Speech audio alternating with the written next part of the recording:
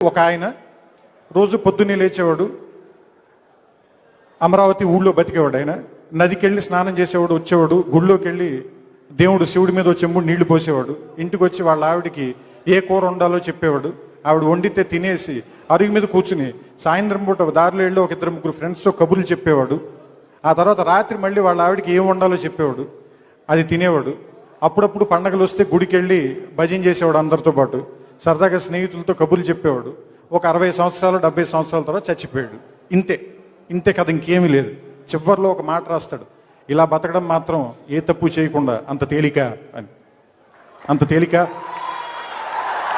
కాదు కదా. ఎందుకంటే రోడ్డు మీద వెళ్తూ ఉండగా ఒక అమ్మాయి కనిపిస్తుంది, కనిపించగానే ఒక ఏలేయాలనిపిస్తుంది. వేయకుండా ఇంటికి వెళ్ళిపోండి, అంత తేలిక అది. ఏ తప్పు చేయకుండా బతకడం అంత తేలిక కాదు. మామూలుగా బతికి చచ్చిపోయిన వాళ్ళే మహానుభావం.